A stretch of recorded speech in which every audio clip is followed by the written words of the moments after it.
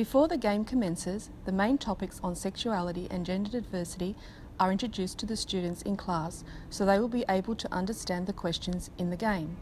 Key terms such as sexual identity, sexual orientation and sexual behaviour are explained, as well as LGBTQI related words. The instructions are as follows. Each player rolls the dice and then spins the dial. There are a number of divisions on the dial such as rural, Christian, etc., and this defines the background of the person that will be presented in the scenario question. There are 8 coloured cards on the board. 4 of the colours represent KLAs, PE, Science, English History and Maths. The 4 other colours represent the categories sexual identity, sexual orientation, sexual behaviour and lastly society. The player picks up a card from the board of the same colour as that landed on. The player is then asked a question for that particular colour and dial category. The player can move ahead a number of spaces on the board according to how they feel about the question. That is, 3 spaces if they feel comfortable with it, 2 spaces if they are unsure about it, and 1 space if they don't feel comfortable. To win, the player must complete 5 turns around the board and reach the stop space. A supportive learning environment is one of the most essential elements to the development of secondary students. With this in mind, Role for Equality was developed to provide students with this quality that would help them feel safe to voice their feelings and to build a strong community within their school.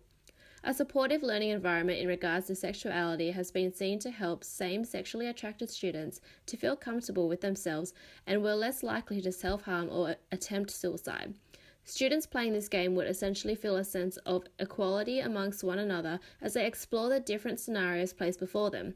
These scenarios allowed students to question the impacts of different elements such as gender, sexuality, socio-economic background and race, and how the elements affected one another when they were intertwined.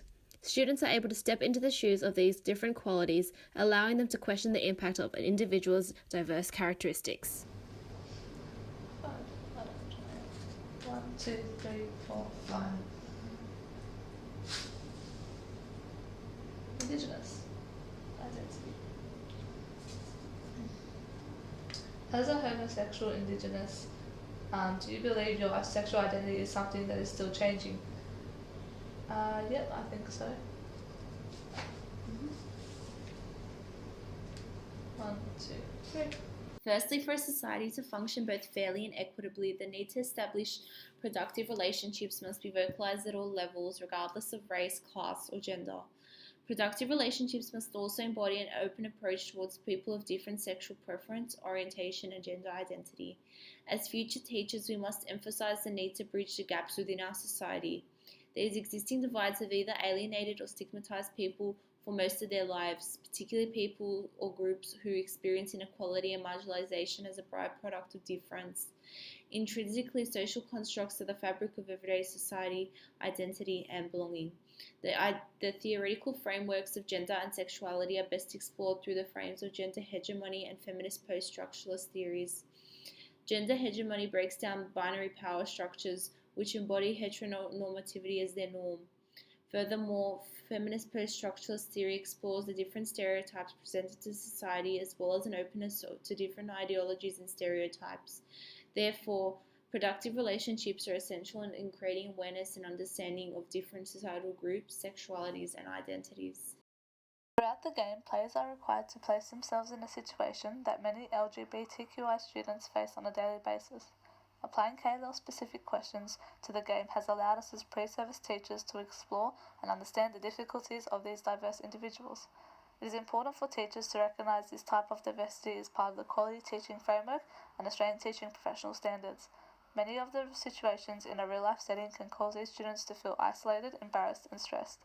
Therefore, teachers must adjust their pedagogical programs to cater for all types of students. Each lesson should acknowledge that their differences are accepted and should model appropriate language and considerate behaviour. Some examples include combating homophobic remarks and encouraging students to embrace their identities. Teachers should be aware of heteronormativity in their classroom and work to change this belief to create an atmosphere of belonging for all students. In summary, it is effective for teachers to create an awareness as well as demonstrate support for diverse students through the use of engaging, informative games. Providing an experience of the struggles of LGBTQI students can help others to develop an understanding of justice for diversity. Social constructs of gender and sexuality continue to change through the discourse and is moving further away from historical social perspectives and norms.